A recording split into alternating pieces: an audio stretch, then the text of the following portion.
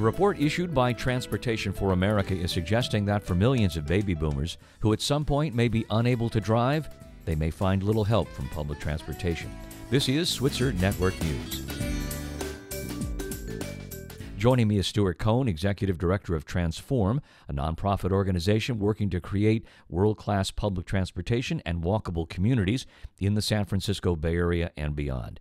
Stuart is also a 1996 Fellow of the Switzer Foundation. Stuart, thank you very much for being on Switzer Network News. Sure. From a national perspective, what is the study saying about baby boomers and transportation?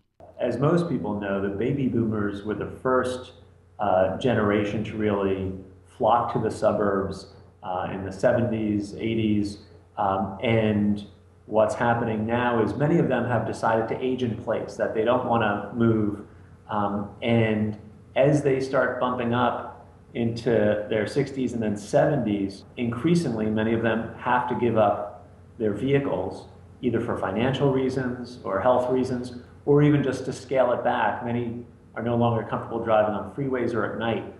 And what we're finding is that's causing increasing social isolation.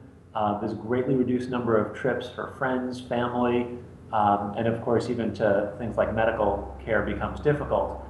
Those that do try to rely on others really report that they try to limit those trips because they feel like they're dependent, that they're imposing. And so what we're seeing is this huge bump in mobility problems and obstacles for older Americans. Are there places which are serving the transportation needs of seniors?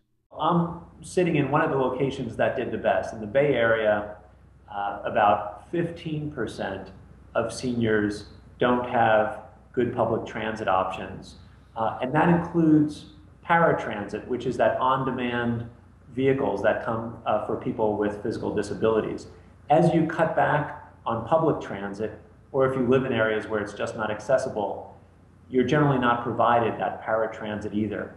And those complementary services have turned out to be critical for seniors. So in places like the Bay Area that have great walkable downtowns, effective public transit, it's a small segment of the population, although it'll grow. In areas that were kind of the fast booming areas in the Southeast, in the Southwest, 50, 60, 70, and sometimes 80% of seniors lose all their mobility options once they have to give up their vehicles. Is this report a wake-up call for America and for boomers? Well, many of the problems that are going to affect this baby boom generation ripple down for all of society. And so, I mentioned already how many of the children that are now going to be taking care of these folks, if they're not moving out of their homes, some of us who may be shuffling our kids around right now end up, having them graduate into high school and college only to then have to shuffle parents around. So it's going to impact that. It's a safety issue. It's a health issue as being able to get out for trips and often being able to walk to transit and walk to other facilities is going to be one of those things that keeps seniors healthy. So it's going to have wide-ranging impacts. One of the findings that we said is certainly we've got to continue our investment in public transit. We're going to have to do some special facilities for seniors, and we're starting to see that. There are programs specifically designed to provide them with transportation, those that have to give up their vehicles. And then finally, we really need to see a surge in building for senior housing in more of our urban and suburban downtowns. It's a great way to help bring kind of more active life during the days to downtown areas. And it's going to be a great way to free up some of those single-family homes for people that are coming into families and want them, because really, we've had enough single-family homes built in this country. We just don't always have a match of the people that want to live there or need it.